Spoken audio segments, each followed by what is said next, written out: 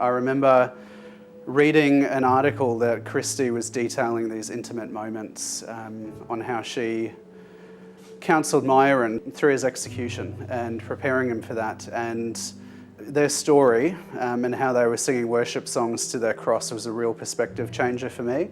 And I really had a distinct sense that we should tell this story. So I emailed Anton, and as fate would have it, or as God ordained it, he knew Rob Buckingham, which was Christie's husband, and through that relationship we were able to get an audience with Christie, and it really went from there. My co-producer Julian and I were working together on other projects, and he read a magazine article that really affected him about the Bali Nine, and we started off a process which ended up with us working with another good friend of mine, Jamie, who directed the movie. Yeah, I mean, it's not an easy topic to make a film about. It's fine to make a narrative film where you can make the characters what you want them to be. This is very different. This is a film about actual events that happened. I'm passionate about the idea of, can someone be changed? Can a soul be restored? It's a story about redemption, and that really speaks out to me. I wanted to be involved because in some way I felt involved with the real Myuran. My past before becoming a Christian was peppered with very similar decisions to his, and while our stories diverged quite a lot, I think we ended up in the same place, declaring hope in something greater than what this world has to offer. I was part of the Mercy campaign for the boys when everything was happening around the time of their execution, and I felt very passionate about the story back then. I was actually contacted by a friend that said, you have to play this role. It's so you. Even seeing the story play out in real life during that time period, it was already a very moving and powerful story, how their lives changed through the process. Having this opportunity to be able to play a small part, professing the same faith that Andrew also had as well, was incredibly impactful for me. The fact that this film was made is about as much of a miracle and testament to God's provision. We struggled financially to raise the funds. I think the greatest challenge for us in making the film was getting other people to believe that the story was worth telling, and getting finance, getting people who would support us in other areas, but particularly in finance. It was a real uphill battle. So with short films, they're difficult. It's hard to find funding. You don't have access to actors for weeks, months before the project. Literally, you meet on the night and you're like, let's go. So many people came to the party. The crew donated their time. People donated gear, boats, and it was just so amazing to see the production come together when we took that step of faith.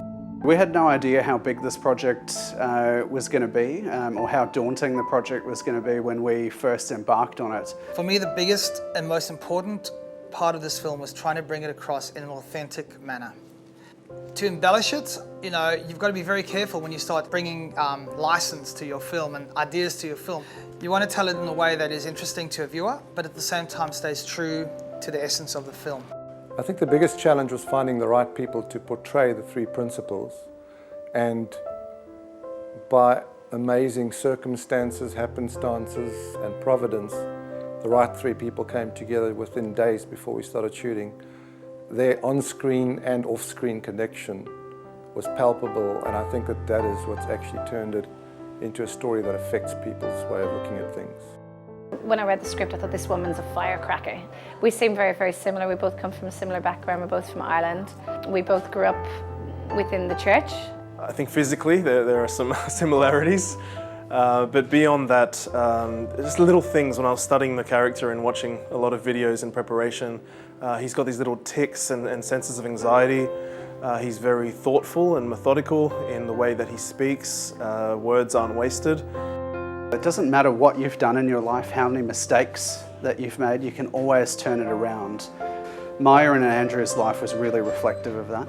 And then finally, there is that message about the death penalty, and I think that will raise a lot of questions for people.